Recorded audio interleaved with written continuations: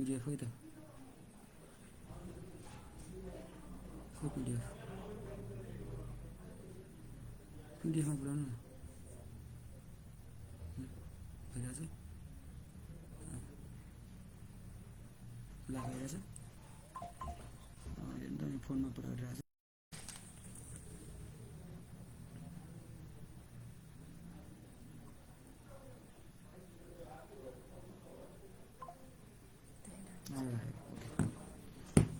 Volume आएन मेरो चाहिँ ओके ओके लाइभ छ ओके ल हस् ल ल बाहिर जानु ल उसमा तपाईँ गर्नु है नमस्कार सम्पूर्णमा आज 1 बजे भनेको यो सापटीसँग सम्बन्धित जानकारी सम्बन्धी लाइभ लिएर आउने भनेकोमा केही प्राविधिक कठिनाइको कारण अलिकति ढिलाउनु गइरहेको छ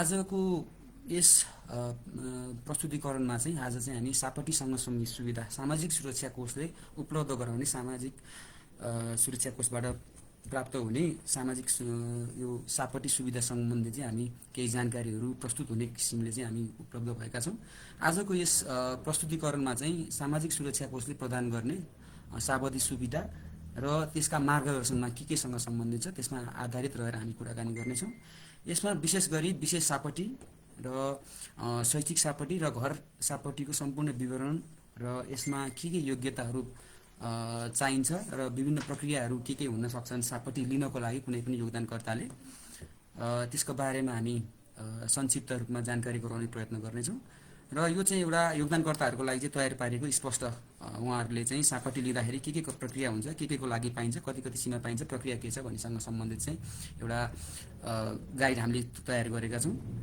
र विशेष गरी सामाजिक सुरक्षा कोषबाट प्राप्त हुने विशेष किसिमले 3 किसिमका सापटी चाहिँ सामाजिक सुरक्षा कोषले प्रदान गर्दछ पहिलो भनेको यहाँहरूलाई विशेष सापटी चाहिँ सामाजिक सुरक्षा कोषले उपलब्ध गराउँछ यो विशेष सापटी भनेको चाहिँ यो यहाँहरूको मासिक रूपमा जम्मा भइरहेको रकम यहाँहरूले पनि ख्याल गर्नुभएको होला एउटा अवकाश कोषमा जम्मा हुन्छ अनि केही प्रतिशत रकम तपाईको पेन्सनमा जम्मा हुन्छ र पेन्सनमा जम्मा भएको रकमको होइन अवकाशमा जम्मा भएको रकम यहाँको जति जम्मा भएको हुन्छ त्यसको 80% सम्म दिने जुन सापटीको व्यवस्था छ त्यसलाई चाहिँ हामी विशेष सापटीको रूपमा लिएका छौँ र यसमा चाहिँ विशेष सापटी अन्तर्गत अवकाश कोषमा जम्मा भएको 80% रकम चाहिँ यहाँले विशेष सापटी मार्फत लिन सक्नुहुन्छ र यसको लागि चाहिँ धितो आवश्यक नपर्ने यो चाहिँ हाम्रो मोबाइल एप्लिकेसन छ एसएसएफ को मोबाइल एप छ यो मोबाइल एपबाट चाहिँ यहाँले अनलाइनै एप्लाई गर्न सक्नुहुने व्यवस्था चाहिँ छ यसको लागि चाहिँ धितो चाहिने आवश्यक भएन र मुख्य उद्देश्य भनेको व्यक्तिगत प्रपोजको लागि भनौँ तपाईको जुनसुकै प्रायोजनको लागि यसलाई एउटा एबीसी जुनसुकै प्रायोजनको लागि पनि यहाँ लिन सक्नुहुन्छ त्यसको लागि स्पेसिफिक यही प्रायोजनको लागि भन्ने कुरा चाहिँ हुँदैन यसमा यो चाहिँ हामीले यसलाई विशेष सापटी भनेर भनेका छौँ यो चाहिँ हाम्रो अनलाइनबाट हुन्छ विशेष त्यस्तै गरी दोस्रो भनेको शैक्षिक सापटी अब यहाँहरूले उसबाट पनि बुझ्न सक्नुहुन्छ शैक्षिक भनेको सापटी हो पढ्नको लागि अब श्रीमान श्रीमती वा छोराछोरीको पढ्नको लागि स्वदेश वा विदेशमा पढ्नको लागि उपलब्ध गराउने सापटी अन्तर्गत रहेको छ यसको चाहिँ अधिकतम सीमा भनेको 35 लाखसम्म छ म्याक्सिमम सीमा शैक्षिक सापटी उपलब्ध गराउने सीमा चाहिँ 35 लाखसम्मको र यसको लागि चाहिँ धितो चाहिँ आवश्यक पर्छ धितो भनेको घर वा जग्गा यहाँहरूको चाहिँ कोल्याटरल राख्नुपर्ने हुन्छ तपाईको यो शैक्षिक सापटी उपलब्ध हुनको लागि यसको विशेष गरी मुख्य उद्देश्य भनेको चाहिँ स्वदेश वा विदेशमा उच्च शिक्षा प्राप्त गर्ने हेतुले चाहिँ पढ्न गइन्छ भने त्यो उद्देश्यको लागि चाहिँ शैक्षिक सापटी प्रदान चाहिँ सामाजिक सुरक्षा कोषले प्रदान गर्दछ भन्ने कुराहरू भयो त्यस्तै अर्को भनेको अहिले हामीले उपलब्ध गराइरहेको घर सापटी जुन चाहिँ घरसँग सम्बन्धित सापटी रहेको छ यसको अधिकतम सीमा भनेको 75 लाखसम्म यसको म्याक्सिमम सिलिङ चाहिँ 75 लाखसम्म घर सापटी अन्तर्गतको सापटी उपलब्ध गराउँछौँ र यसको लागि धितो चाहिँ अनिवार्य छ आवश्यक अनिवार्य पर्छ त्यसको लागि चाहिँ घर बनाउँदै गरेको अथवा घरसँग सम्बन्धित के काम कारबाही गर्नुहुन्छ त्यही जग्गा राख्नुपर्ने चाहिँ अनिवार्य धितोको रूपमा चाहिँ रहन्छ र यसको मूलभूत उद्देश्य भनेको चाहिँ घर निर्माण खरिद वा मर्मतसँग सम्बन्धित रहेर बसेको हुन्छ यहाँहरूले घरसँग सम्बन्धित सम्पूर्ण कुराहरू गर्नुभएको छ भने यस सापटी शीर्षक अन्तर्गत चाहिँ यहाँले घर सापटी लिन सक्नुहुन्छ यो चाहिँ रह्यो हाम्रो विशेष गरी सामाजिक सुरक्षा कोषले उपलब्ध गराएका 3 किसिमका लोन सम्बन्धी व्यवस्थाको संक्षिप्त जानकारी गराएँ र यहाँहरूलाई जानकारी पनि के कसो हुन सक्ने, के कसरी प्राप्त गर्न सकिन्छ भन्ने कुराहरू पनि यहाँलाई कौतुकता लाग्न सक्छ। यसको लागि चाहिँ आधारभूत योग्यता भनेको मिनिमम के हुनुपर्छ लोन लिनको लागि भन्ने हिसाबको कुराहरू छ। अहिले पछिल्लो संशोधनले चाहिँ तपाईँको पहिला 3 वर्षको चाहिँ योगदान गरिसके पछाडि सामाजिक सुरक्षा कोषबाट लोन लिने लोनको चाहिँ इलिजिबल हुन्थ्यो भने अहिले 12 महिना, यो विशेष सापटीको लागि चाहिँ 12 महिना यहाँको चाहिँ रकम जम्मा भइसकेपछि विशेष सापटी लिन पाउन सक्नुहुन्छ यहाँले। र त्यसै गरी यो 2 वर्ष सेवा अवधि भनेको हामीले 58 वर्षको लागि लिएका छौँ। 2 वर्ष सेवा अवधि कम्तीमा भएकोले चाहिँ यो विशेष सापटी चाहिँ लिन पाउने भन्ने व्यवस्था छ। कम्तीमा जस 58 वर्षभन्दा अगाडिकोले चाहिँ सामाजिक यो सुरक्षा कोषबाट विशेष सापटीको सुविधा लिन सक्ने कुराहरू भयो। र अर्को केवाइसी र कालो सूचीमा नपरेको, र अर्को मेन कुरा भनेको चाहिँ कुनै पनि कालो सूचीमा नपरेको र केवाइसी अपडेट भएका चाहिँ हुनुपर्छ। मिनिमम क्याटेगोरी तपाईँले विशेष सापटी लिनको लागि चाहिँ मिनिमम यो 3टा शर्तहरू चाहिँ यहाँको पुग्यो, इलिजिबल भयो भने यहाँले चाहिँ सामाजिक सुरक्षा कोषबाट प्राप्त हुने विशेष सापटी चाहिँ यहाँले लिन सक्नुहुन्छ भन्ने कुरा चाहिँ मैले जानकारी गराएँ यहाँलाई। र यो चाहिँ पूर्ण रूपमा चाहिँ डिजिटल प्रक्रियाबाट विशेष सापटीको लागि चाहिँ यहाँको पूर्ण रूपमा तपाईँको भौतिक रूपमा चाहिँ कार्यालय उपस्थित भएर फर्महरू, विभिन्न फारमहरू भरेर उपलब्ध हुन्छ भन्ने चाहिँ छैन। यसमा चाहिँ पूर्ण रूपले चाहिँ डिजिटल प्रक्रियाबाट चाहिँ यहाँले विशेष सापटी लिन सक्नुहुन्छ। यसको लागि चाहिँ सामाजिक सुरक्षा कोषको एप छ, सामाजिक सुरक्षा कोषको एप छ एसएसएफ नेपाल भन्ने। त्यो यहाँले आइओएस आइफोन छ भने आइओएसबाट पनि डाउनलोड गर्न सक्नुहुन्छ प्ले स्टोरबाट, र गुगल प्ले स्टोर एन्ड्रोइडको लागि पनि यहाँले गुगल प्लेबाट गएर डाउनलोड गर्नुहुन्छ, यहाँले इन्स्टल गर्नुहुन्छ। अनि इन्स्टल गरिसके पछाडि यहाँको ड्यासबोर्डमा चाहिँ देखिन्छ तपाईँको यो एप्लाई गर्ने तरिका। पहिलो भनेको तपाईँले लोन रिक्वेस्ट गर्ने चाहिँ यहाँले ड्यासबोर्डमै देख्नुहुन्छ। अनि त्यस पछाडि यहाँलाई रिक्वेस्ट गर्ने बित्तिकै यहाँको यो रिटायरमेन्ट एमाउन्ट भनेको अवकाशमा जम्मा भएको रकमको 80% भनेर यहाँलाई दिनु छ। त्यहाँको तपाईँ कति पर्सेन्ट एप्लाई गर्न सक्ने, बढीमा 80%सम्म माग गर्न सक्ने व्यवस्था तपाईँलाई देखाउँछ। र त्यस पछाडि यहाँले एप्लाई गरिसके पछाडि लोनको चाहिँ ब्याज तिर्ने तरिका पनि सम्भवतः एपैबाट नै हुन्छ। तपाईँको हाम्रो सामाजिक सुरक्षा कोषको मोबाइल एपबाटै तिर्न सक्नुहुन्छ। तपाईँले लोन लिइसके पछाडि तपाईँको खातामा आउँछ, चलाउनुहुन्छ, सर्टेन समयसम्मको लागि चलाउनुहुन्छ। चलाइसके पछाडि यहाँको सापटी अथवा सामा तिर्नको लागि यहाँ इच्छित हुनुभयो भने हाम्रो चाहिँ अहिले 3टा माध्यमबाट चाहिँ यहाँले लोनको चाहिँ सामा अथवा ब्याज तिर्न सक्ने माध्यम छ। ई सेवा, खल्ती र कनेक्ट आइपिएसबाट चाहिँ यहाँले चाहिँ आफूले लिएको लोनको चाहिँ सामा वा ब्याज तिर्न सक्ने व्यवस्था छ। र विशेष व्यवस्था चाहिँ यहाँ यहाँलाई मैले अलिकति जानकारी गराउन खोजेँ। यो 78 असार अघिको लागि चाहिँ एउटा के व्यवस्था चाहिँ भएको रहेछ भने यो पेन्सनमा जम्मा भएको रकम जुन छ अहिले चाहिँ छुट्टिएर बसेको हुन्छ। जस्तो पेन्सनमा र अवकाशमा 2टा कोषमा रकम जम्मा भएको हुन्छ। जुन योगदानकर्ता चाहिँ 78 असारभन्दा अगाडि रकम जम्मा गर्न सुरु गरिसक्नु भएको छ उहाँहरूको लागि चाहिँ पेन्सनमा जम्मा भएको रकम चाहिँ बढीमा 98% रकम चाहिँ रिटायरमेन्ट अथवा अवकाश कोषमा ट्रान्सफर गर्नुहुन्छ। र त्यसमा ट्रान्सफर भइसकेपछि जति जम्मा हुन्छ त्यसको 80% लिन सक्ने व्यवस्था छ। र यो 78 साउनभन्दा पछि आउनेहरूको योगदानकर्ताहरूको हकमा चाहिँ पेन्सनको होइन अवकाशमा जम्मा भएको रकमको मात्रै 80% लिन सक्ने व्यवस्था चाहिँ रहेको छ। यो कुरा मैले जानकारी गराएँ यहाँलाई। र त्यस्तै गरी शैक्षिक र घर सापटीको सीमा चाहिँ कसरी तय हुन्छ भन्ने कुरामा अलिकति जाउँ। अब विशेष गरी 4वटा किसिम यहाँले देख्नु भएको छ। यसको सीमा कसरी चाहिँ शैक्षिक अथवा घर सापटीको सीमा चाहिँ कसरी हामीले चाहिँ दिन्छौँ भन्ने कुरा। यो घर सापटीको लागि चाहिँ अधिकतम सीमा चाहिँ तपाईँको 75 लाखसँग रहेको छ भने त्यस्तै गरी शैक्षिक सापटीको लागि चाहिँ 35 लाखको अधिकतम सीमा हो। यसको लागि चाहिँ योगदानकर्ताको कम्तीमा 15 वर्षको तलब बराबर भन्ने चाहिँ छ। यसमा चाहिँ मिनिमम क्राइटेरिया 15 वर्ष, जुन 15 वर्ष भनेको चाहिँ 60 वर्ष पुग्नुभन्दा अगाडिको 15 वर्ष, 60 वर्ष पुगिसके पछाडिकोलाई चाहिँ हामी काउन्ट गर्दैनौँ।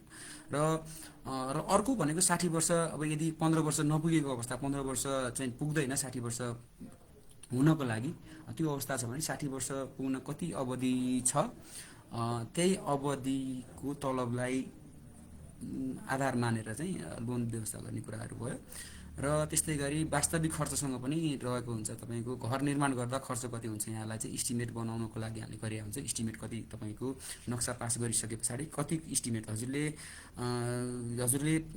बनाउन खोज्नुभएको घरको चाहिँ कस्तो खाले बनाउन खोज्नुभएको त्यसमा इस्टिमेट यहाँले चाहिँ प्रस्तुत गर्नुपर्ने हुन्छ। त्यो इस्टिमेटमा कति खर्च लाग्छ त्यसैको आधारमा वास्तविक खर्च हामी त्यसलाई मानेर त्यसको आधार र शैक्षिक सापटीमा चाहिँ यो अध्ययन गर्नको लागि कुनै पनि विषय अध्ययन गर्नको लागि चाहिँ सम्बन्धित योगदानकर्ताको श्रीमती श्रीमान वा छोराछोरीको अध्ययन गर्नको लागि वास्तविक खर्च कति लाग्छ हो त्यो खर्चलाई आधार मानेर चाहिँ हामीले चाहिँ यो लोनको चाहिँ व्यवस्था गर्न सक्ने कुरा हो। र अर्को कुरा चाहिँ के छ भने यो सबै कुरा ठिक हुँदा पनि अब कहिलेकाहीँ मूल्याङ्कन घरको अथवा जग्गा जुन धितोमा आधारित भएको हुनाले यहाँले राखेको धितोको पनि मूल्याङ्कन के कति आउँछ त्यसले पनि यहाँलाई दिने लोनको सँग सम्बन्धित त्यसले निक्युल गर्छ। र ऋण तिर्न गर्ने सक्ने क्षमताको आधारमा यहाँकोले चाहिँ मासिक रूपमा इएमआई हिसाबले तिर्नुपर्ने भएको कारणले गर्दाखेरि चाहिँ यहाँको चाहिँ कति तिर्न सक्ने यहाँको सेभिङ कति छ होइन, यहाँले मासिक रूपमा कति तिर्दा चाहिँ यहाँले चाहिँ आफ्नो दैनिक यहाँको चाहिँ गतिविधि व्यवस्थापन पनि गर्न सजिलो र यहाँ पनि तिर्न सकिने भन्ने हिसाबको चाहिँ विश्लेषणको आधारले चाहिँ हामीले चाहिँ उहाँहरूको लोनको चाहिँ सीमा चाहिँ हामी निर्धारण गर्नेछौँ भन्ने कुराहरू गर्ने यसमा। र धितोको मापदण्डको कुराहरू गर्नुपर्दाखेरि चाहिँ अब यो लोनको लागि चाहिँ कम्तीमा 4 मिटर बाटो तपाईँले राख्नुहुने घर वा जग्गा चाहिँ जुन धितोमा राख्न यहाँले चाहनुहुन्छ त्यसको चाहिँ कम्तीमा 4 मिटर बाटोले चाहिँ छोएको हुनुपर्ने चाहिँ हाम्रो भन्ने छ। र यदि 3 फिट छ गोरेटो बाटो छ भने के हुन्छ भन्दाखेरि चाहिँ त्यसमा चाहिँ त्यो चाहिँ मान्ने हुँदैन, त्यो चाहिँ धितोमा बस्दैन। धितोमा नबसे पछाडि लोनको प्रोसेस अगाडि बढ्ने कुरा नै भएन। र यसमा पनि यहाँहरूलाई जानकारी हुनसक्ला शहरी क्षेत्र र ग्रामीण क्षेत्र भनेर दुईवटा क्षेत्र छुट्याइएको छ। अब शहरी क्षेत्र भनेको अब महानगर उपमहानगर र नगरपालिका एरियामा चाहिँ यहाँले राख्नुभएको चाहिँ धितोसँग सम्बन्धित धितो चाहिँ छ भने न्यूनतम 2.5 आना अथवा 5 धुर जग्गा चाहिँ अनिवार्य रूपमा हुनुपर्छ धितो बस्ने जग्गाको। त्यस्तै गरी यो ग्रामीण क्षेत्र अथवा गाउँपालिकामा चाहिँ कम्तीमा 4 आना वा 7.5 धुर जग्गा चाहिँ हुनुपर्छ। तपाईँको जुन धितो राख्नको लागि प्रायोजनको लागि अगाडि बढाउनु यो चाहिँ राख्नुपर्ने मिनिमम कुराहरू छन्। यो कुरा भयो। र अर्को शर्त भनेको जुन धितो राख्नको लागि चाहिँ जसले चाहिँ योगदानकर्ता जसले चाहिँ लोनको लागि सापटीको लागि एप्लाई गर्ने प्रयत्न गर्नुभएको छ उहाँको चाहिँ एका घरको नाममा हुनुपर्छ भनिन्छ। अब एका घरको सदस्य भनेको अब उहाँको आमा बुवा छोराछोरी वा अब महिलाको हकमा चाहिँ उहाँको सासू ससुराको नाममा भनेर उहाँलाई एका घरको रूपमा लिन्छौँ। र यसरी चाहिँ तपाईँको जुन धितो राख्ने जग्गा चाहिँ एका घरको नाममा हुनुपर्छ भन्ने व्यवस्था चाहिँ हाम्रो निर्देशिकामा स्पष्ट रूपमा लेखिएको छ।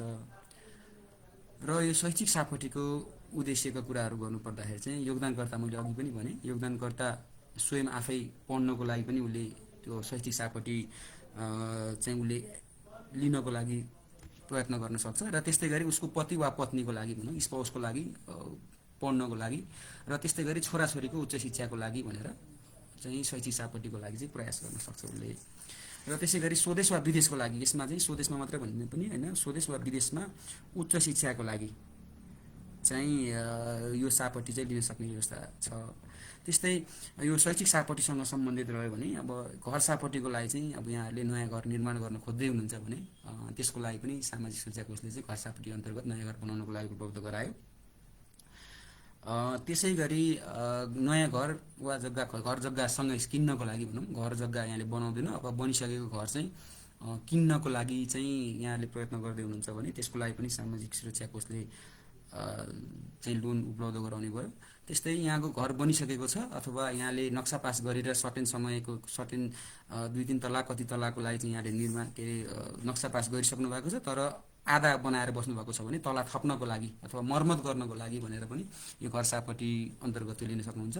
र त्यस्तै गरी अर्को भनेको संयुक्त आवास अथवा अपार्टमेन्टमा युनिट खरिद गर्नको लागि पनि यहाँ इच्छा देखाउनु भएको छ भने विशेष गरी यी 4 थरी हिसाबमा चाहिँ यहाँले चाहिँ घर सापटी अन्तर्गत चाहिँ यहाँले चाहिँ सापटी उपलब्ध गराउनु चाहिँ सामाजिक सुरक्षा कोषले उपलब्ध गराउँछ।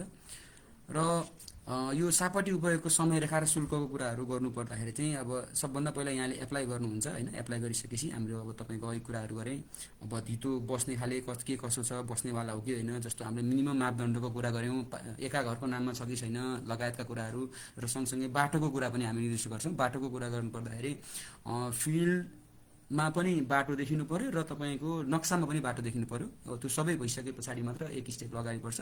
यो सबै कुरा तपाईँको एनालाइसिस र बिचमा चाहिँ तपाईँको मूल्याङ्कन कति आएको छ, घरवा जग्गाको मूल्याङ्कनको कुरामा कति आएको छ त्यसले पनि गर्ने भयो। त्यो सबै कुरा भएपछि सापट स्वीकृतिको लागि अगाडि बढ्छ तपाईँको घर सापट्टिको लागि। र पहिलो किस्ता भनेको चाहिँ तपाईँको स्वीकृति भएको 6 महिनाभित्र चाहिँ पहिलो किस्ता चाहिँ उपयोग गर्नुपर्ने भन्ने व्यवस्था छ। यदि गर्नु भएन भने त्यो सापट्टिको चाहिँ स्वत रद्द हुने भन्ने कुराहरू भयो। र पूर्ण उपयोग गर्नलाई चाहिँ पहिलो किस्ता लिएको 2 वर्षभित्र चाहिँ तपाईँले अब सबै किस्ता लिनको लागि यो घर सापट्टिको लागि चाहिँ कम्ती बढीमा 4 किस्तासम्म चाहिँ तपाईँले किस्तामा लिन सक्ने व्यवस्था छ। पहिलो किस्ता चाहिँ स्वीकृति भएको 6 महिनाभित्र लिनु पर्यो र पहिलो किस्ता लिइसके पछाडि अब चौथो किस्तासम्म जाँदाखेरि चाहिँ यहाँले 2 वर्षभित्र चाहिँ त्यो किस्ता लिइसक्नुपर्ने भन्ने कुरा व्यवस्था छ। र व्यवस्थापनको शुल्क यहाँहरूले कतिपय पनि सोधिराख्नु भएको हुन्छ, के कति खर्च लाग्छ, कति के खर्च लाग्छ, यसको चाहिँ सर्भिस चार्ज भन्ने कुरा नि सोधिराख्नु भएको हुन्छ। त्यसमा चाहिँ व्यवस्थापन शुल्क भनेको हाम्रो कुल कर्जाको सीमा भनेको तपाईँको 0.15% चाहिँ अब एज अ सर्भिस चार्ज भनेर लिन्छौँ। अनि यो मूल्याङ्कन शुल्क भनेको यो चाहिँ तपाईँलाई हाम्रो सामाजिक सुरक्षामा आबद्ध भएको मूल्याङ्कनकर्ताले यहाँहरूको घरको मूल्याङ्कन गरे बापत लिने रकम भ्याट बाहेकको भयो 3000।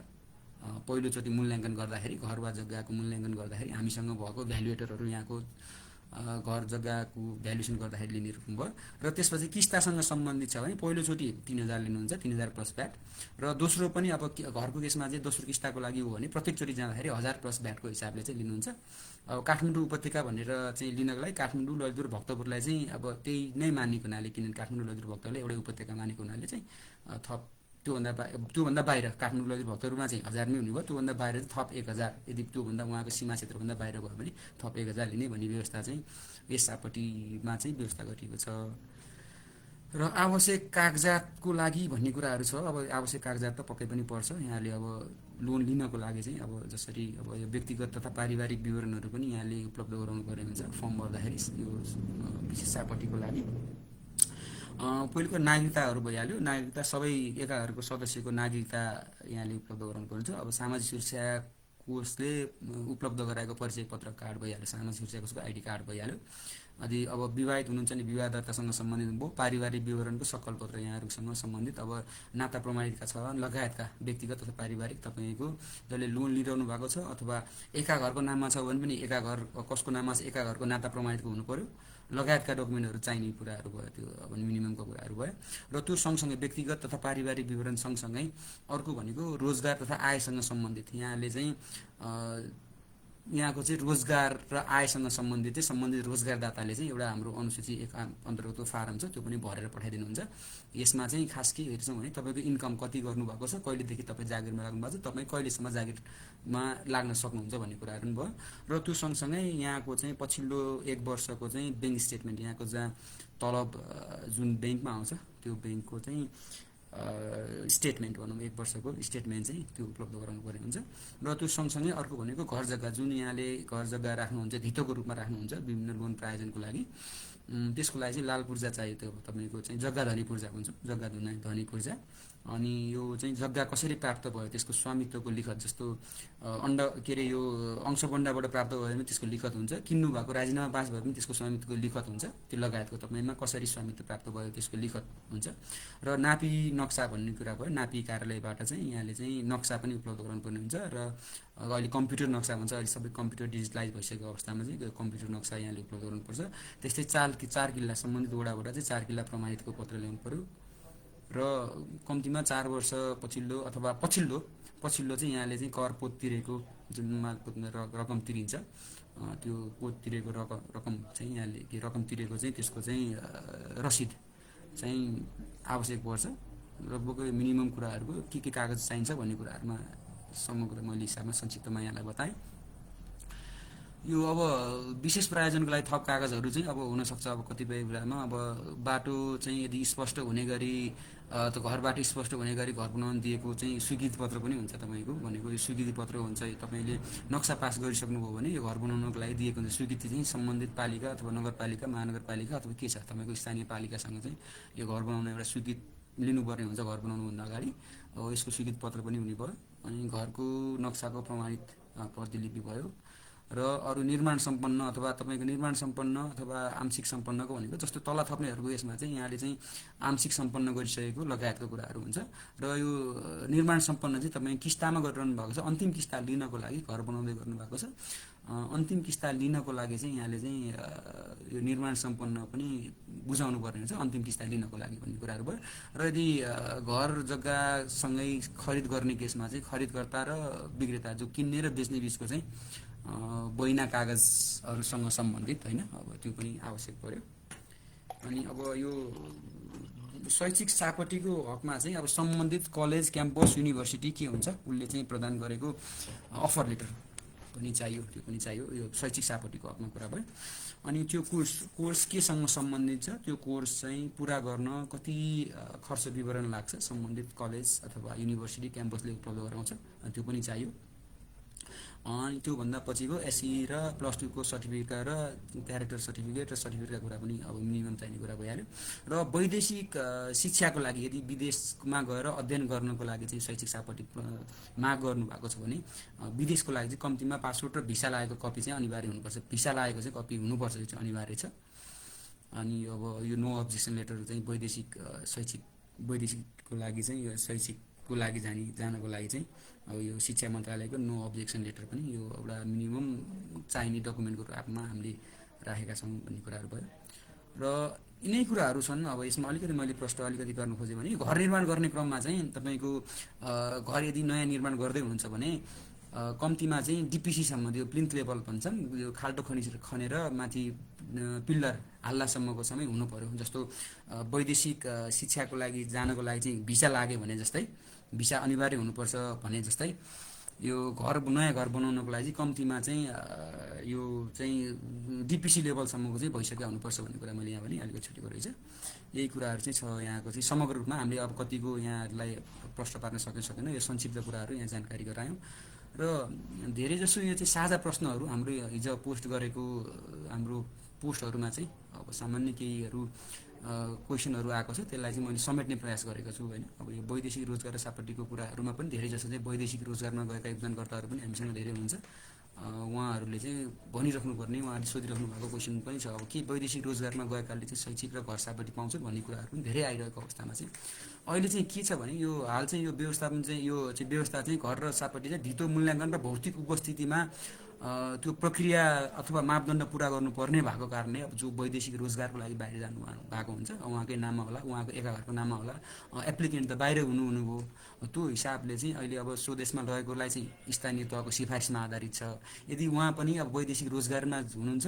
यदि उहाँले चाहिँ लोनको लागि एप्लाई गर्नु यदि खोज्नु भएको छ नि उहाँ नेपाल आएको अवस्थामा अथवा उहाँको सर्टेन समय बिदा अथवा लिएर होइन त्यो समयमा चाहिँ नेपालमा आएर प्रोसेस गर्नुहुन्छ भने त्यसरी चाहिँ गर्न सकिन्छ अब बाहिर विदेशमै बसिरहेको अवस्थामा चाहिँ मैले भनिहालेँ यो चाहिँ अब भौतिक उपस्थितिमा गर्नुभएको कारणले गर्दाखेरि बिदाको बेलामा नेपाल आएको बेलामा चाहिँ अब लोनहरूको लागि प्रोसेस गर्नुभयो भने चाहिँ त्यो चाहिँ गर्न सक्ने कुराहरू भने मैले यहाँ स्पष्ट गरेँ यहाँलाई अनि घर बनाउन जग्गा किन्न सापटी पाइन्छ कि पाइँदैन भन्ने कुराहरू पनि आएको छ घर बनाउन जग्गा मात्र किन्न घर बनाउनलाई जग्गा मात्र किन्ने भन्ने हिसाबको कुरा छ अब अहिले चाहिँ तपाईँको कोर्सले चाहिँ नयाँ घर खरिद र घर निर्माणको लागि मात्र चाहिँ घर सापटी दिन्छ भन्ने कुराहरू छ होइन अब अहिले जग्गा खरिद गर्नको लागि चाहिँ अहिले तत्कालै चाहिँ छैन यहाँलाई एउटा के उद्देश्य पनि गराउन सक्यो भने यो जग्गा किन्ने र अनि लोनसँग सम्बन्धित चाहिँ हाम्रो सम्भवतः हाम्रो पाइपलाइनमा गएर निर्माण यो अन्तिम चरणमा पुगिसकेको अवस्था छ सम्भवतः यो वैशाखदेखि नै यो जग्गा किन्ने लागि भनेर यो अध्यावधिक भएर आउने उसमा छ अब अहिलेको अवस्थामा चाहिँ अब घर किन्नको लागि भयो जग्गा किन्नको लागि भएन अब यो चाहिँ हाम्रो लास्ट अब यो अहिले अब नयाँ सरकार गठन भइसकेपछि त्यो पास भएर आउने चरणमा छ सम्भवतः यो अब नयाँ वर्षबाट अब यदि जग्गा किन्न खोज्नु भएको योगदानकर्ताले पनि जग्गा किन्नको लागि चाहिँ अगाडि बढाउन सक्ने चाहिँ प्रबल सम्भावना छ यो कुराहरू पनि भने मैले र सँगसँगै अब धेरै प्रश्नहरूमध्ये आउने कुराहरू चाहिँ अब मेरो चाहिँ अरू ब्याङ्कमा लोन छ अब यतापट्टि सामाजिक सुरक्षा कोषबाट गर्दाखेरि चाहिँ अलिक कम ब्याज दर रहेछ यता ट्रान्सफर गर्न अथवा स्विप गर्न मिल्छ कि स्वाप गर्न मिल्छ कि भन्ने कुराहरू पनि आएको चाहिँ देखियो धेरै जसो होइन अब यो ब्याङ्कको महँगो ब्याजले गर्दाखेरि सार्न पाइने व्यवस्थाहरूको बारे पनि सोधिरहनु भएको छ अब यसको लागि चाहिँ अहिले कोषले चाहिँ यो विद्यमान कार्यविधिले चाहिँ अन्य ब्याङ्क तथा वित्तीय संस्थाको चाहिँ ऋण स्वाप गर्ने सुविधालाई चाहिँ अहिले समेटेको छैन अब जस्तो यसलाई प्रश्न के पार्नुहुँदा अरू अन्य कुनैसँग यहाँको लोन छ त्यो लोन चाहिँ स्वाप गरेर यता ल्याउने भन्ने व्यवस्था चाहिँ अब सामाजिक सुरक्षा कोषबाट चाहिँ त्यो हुँदैन भन्ने कुरालाई मैले स्पष्ट पार्न चाहेँ यहाँलाई अनि अब धेरै कुरा यो विशेष सापटीमा पनि आइराखेको हुन्छ। यो रिटायरमेन्ट फन्ड अथवा ग्रेजुटी फन्ड भन्छौँ, अवकाश फन्ड भन्छौँ होइन, त्यसको मात्रै 80% निकाल्न मिल्छ र बाँकी 20% किन फन्ड मिल्दैन भन्ने कुराहरू पनि आइराखेको हुन्छ होइन। अब यसको लागि चाहिँ अब अहिले चाहिँ हाम्रो अब योगदान यो निर्देशिकामा चाहिँ 80%को कुराहरू नै छ। अब अध्यावधिक भएर भोलि चाहिँ 80%लाई अलिक बढाएर लान सक्ने व्यवस्था पनि हुँदै हुन्छ कुराहरू पनि कुराको। अहिले तत्काल चाहिँ अब 80% राखेको हुनाले चाहिँ अब 20% चाहिँ तपाईँको रिजर्भको हिसाबमा बस्ने कुराहरू भयो र 20% तपाईँको अवकाश कोषमा कति रकम जम्मा भएको छ त्यसलाई आधार मानेर 80% चाहिँ जम्मा चाहिँ भएको रकम चाहिँ विशेष सापटी अन्तर्गत लिन सक्ने चाहिँ कानुनी व्यवस्थाको कुरा पनि भने मैले त्यही अनुसारको। अब यो चाहिँ अब भोलि चाहिँ आज 80% छ, भोलि चाहिँ अलिकति अध्यावधिक गरेर अपडेट गरेर अथवा नयाँ चाहिँ संशोधन भएर बढी आउन सक्ने सम्भावना पनि हुनसक्छ। त्यसलाई पनि अब फेरि आउन सक्ला नयाँ कुराहरू अपडेट भएर अध्यावधिक भएर। अनि त्यो सँगसँगै अर्को भनेको धेरै जसोको क्वेसन चाहिँ के छ, पहिल्यै सापटी लिएको छु, अब थप रकम पनि चाहियो, मैले अब 2 वर्ष अथवा 3 वर्ष अगाडि लिएको थिएँ, मैले लिइसके पछाडि पनि अब 2-3 वर्षको मेरो रकम जम्मा रेगुलर रकममा जम्मा भएको छ, पहिले नतिरिकन चाहिँ म थपेर निकाल्छु नि भन्ने कुराको छ। अब अहिले चाहिँ तपाईँको के छ भने अब यो अहिले चाहिँ व्यवस्था मिल्दैन। तपाईँको चाहिँ पुरानो चाहिँ सबै क्लियर गरिसके पछाडि, पुरानो क्लियर गर्नुभयो भने गरेको भोलिपल्ट यहाँले चाहिँ अब नयाँ लोनको लागि एप्लाई गर्न सक्नुहुन्छ। अनि अब चुक्ता गर्न जस्तो चाँडो चुक्ता गरिसके पछाडि यहाँले चाहिँ भोलिपल्ट चाहिँ फेरि अब नयाँ लोनको लागि, किनभने 1 वर्ष अथवा पहिले लोन लिइसके पछाडि कति महिना अवधिको त तपाईँको एडिसनल रकम जम्मा भइसकेको हुन्छ, त्यसलाई थप हिसाबले चाहिँ चुक्ता गरे पछाडि मात्र निकाल्न सक्ने कुरा पनि मैले यहाँ थप स्पष्ट पारेँ। र यो सँगसँगै अरू भनेको यो 3 फिट बाटो मात्रै पुगेको अनि के अरे यो 4 मिटर नपुगेको अवस्थाहरूमा पनि धितो राख्न मिल्छ भन्ने कुरा पनि आइरहेको छ। अब यसलाई चाहिँ स्पष्ट रूपमा भन्नुपर्दा मिलेन। 4 मिटर बाटो चाहिँ हामीले अनिवार्य भनेका छौँ। अब कार्यविधि अनुसार पनि धितो राख्ने कम्तीमा 4 मिटर बाटो फराकिलो हुनुपर्छ भन्ने कुरा छ। कतिपय अलिकति नपुगेर पनि हामीले चाहिँ अब किनभने यो मिनिमम रिक्वायरमेन्टका कुराहरूमा नपुग्दा पनि अब बाटो यदि पुगेको छैन भने पनि यसको लागि चाहिँ धितो राख्नको लागि एलिजिबल नभएपछि लोनको लागि अगाडि बढ्दैन भन्ने कुरा पनि यहाँलाई प्रश्न पारेँ मैले। अनि अब यो सामाजिक सुरक्षाको सापटी सुविधा के कति भन्ने कुराहरू छ होइन। यो सबैको समग्र रूपमा कुरा गरेँ मैले। अब यहाँहरूलाई चाहिँ विशेष गरी अहिले सामाजिक सुरक्षा कोषले उपलब्ध गराएको विशेष किसिमका 3 किसिमका सापटी गयो। मैले केही यहाँलाई कति प्रश्न पार्न सकिनँ। एउटा विशेष सापटी भन्ने चलिरहेको छ, हामीले उपलब्ध गराइरहेको छौँ। त्यसको लागि चाहिँ यहाँले हाम्रो मोबाइल एप छ, एसएसएफ नेपाल भन्ने मोबाइल एप छ, एन्ड्रोइड अथवा आइओएस जुनसुकैबाट पनि एप डाउनलोड गर्न सक्नुहुन्छ। त्यो एपको माध्यमबाट चाहिँ विशेष सापटी यहाँले चाहिँ प्राप्त गर्न सक्नुहुन्छ अनलाइनबाट। र घर सापटीसँग सम्बन्धित पनि भनिहालेँ मैले। अब 75 लाखसम्मको समय सीमा छ, के अरे सीमा छ तपाईँ उसको लागि। अनि अब मापदण्डका कुरा पनि मैले अघिको उसमा भनिहालेँ। त्यस्तै शैक्षिक सापटीको लागि 35 लाख छ। र यहाँलाई एउटा मैले अघि पनि भने नयाँ संशोधन भएर आउने क्रममा छ योगदानकर्ता सापटी निर्देशिका। यसमा चाहिँ घर सापटीको लागि चाहिँ 1,50,00,000सँग जाने सम्भावना चाहिँ भएको हुनाले त्यो चाहिँ अब सम्भवतः आउला अर्को वर्ष अथवा वैशाखदेखि लागू हुने गरी सम्भवतः आउनेको लागि चरणमा छ होइन। यही पनि मैले जानकारी गराएँ। र अब हाम्रो चाहिँ अब नेपालभरि अब केन्द्रीय कार्यालय थापथली सहित अब शाखा कार्यालय अनि यो सम्पर्क कार्यालयहरू चाहिँ हाम्रो शाखा कार्यालय हाम्रो विराटनगर र सिमरामा छ। यहाँबाट पनि यहाँले सामाजिक सुरक्षाबाट प्राप्त हुने सापटी सुविधाहरूको बारे थप जानकारी लिन पनि सक्नुहुन्छ। त्यस्तै गरी हाम्रो सम्पर्क कार्यालय छ पोखरा, जनकपुर, नेपालगञ्ज र बुटोल पनि छ। त्यहाँबाट पनि यहाँले सापटीसँग सम्बन्धित जानकारीहरू लिन र प्रोसेसहरू गर्नको लागि चाहिँ यहाँ जान सक्नुहुन्छ भन्ने कुरा पनि भने।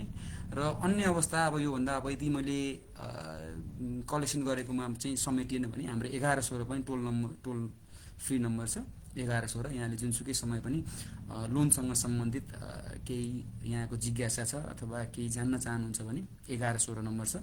यसलाई चाहिँ एनटिसीबाट गर्नुपऱ्यो, नमस्तेबाट गर्नुपऱ्यो, अरूबाट होइन। नमस्ते ल्यान्डलाइन नमस्तेबाट चाहिँ गर्नुभयो भने 1116मा यहाँले जतिखेर पनि उपलब्ध हुनसक्छ यससँग सम्बन्धित। यही कुराहरू मैले यहाँलाई भने। यही नै हाम्रो अलिकति यहाँलाई संक्षिप्त गर्न खोजेका कुराहरू। अब फेसबुक लाइभतिर पनि कोही हुनुहुन्छ अथवा केही छ भने पनि हेर्न चाहन्छौँ हामी होइन। अब केही छ भने विशेष त अब अरू प्राय मैले यहाँहरूलाई के रिक्वेस्ट गरेँ भने म दुई चारवटा चाहिँ हाम्रो फेसबुक लाइभबाट चाहिँ प्रश्न पनि लिन चाहन्छु। विशेष गरी यहाँले सापटीसँग सम्बन्धित मात्रै जानकारीहरू चाहिँ राख्नुभयो भने, क्वेरिजहरू राख्नुभयो भने चाहिँ आभारी हुने थियौँ। र अरू यो सूचीकरणसँग सम्बन्धित पाउने सेवा सुविधासँग सम्बन्धित चाहिँ यहाँले चाहिँ अब त्यो त्यही डिपार्टकै साथीहरू आउनुहुन्छ र यहाँलाई थप प्रश्न पार्न सक्नुहुन्छ। र आजको यो चाहिँ प्रेजेन्टेसन अथवा फेसबुक लाइभ चाहिँ मैले चाहिँ यो सापटीसँग सम्बन्धित रहेर चाहिँ मात्रै भने। यहाँ एउटा प्रश्न आएको छ, शैक्षिक एकैछिन है।